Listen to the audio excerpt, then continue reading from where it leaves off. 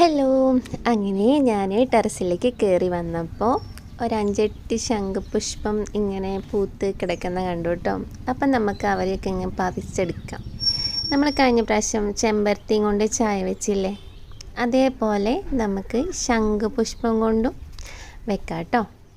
നമുക്ക് വെച്ച് നോക്കാം. ദേ ഒരുത്തൻ താഴെ തൂങ്ങിക്കിടക്കുന്ന, അവനെയും കൂടി ഇങ്ങോട്ട് മറിച്ചിടാം നമുക്ക്. ഞങ്ങൾക്ക് 4 സെൻറ്റാട്ടെ വീടിരിക്കുന്ന സ്ഥലം. അതിൻ്റെ ഉള്ളിൽ എന്തൊക്കെ ചെയ്യാൻ പറ്റുമോ അത് എന്തൊക്കെ കാണിച്ചു തരാൻ പറ്റും, ഞാൻ അത് മാത്രമേ ചെയ്യുന്നുള്ളൂ കേട്ടോ.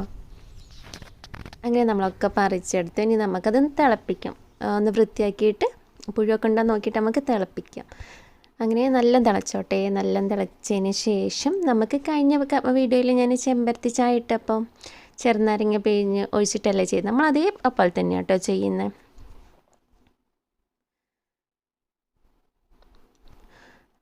ഒരു ഗ്ലാസ്സിലേക്ക് ഒഴിച്ചിട്ട് നമുക്കതിലേക്ക് ചെറുനാരങ്ങ പിഴിഞ്ഞൊഴിക്കാം.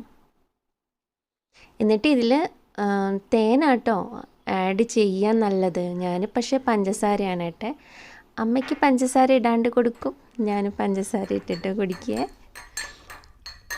കണ്ടോ, ലെമൺ ഒഴിച്ചതും ഒഴിക്കാത്തതും രണ്ടും നല്ല കളറാണ്.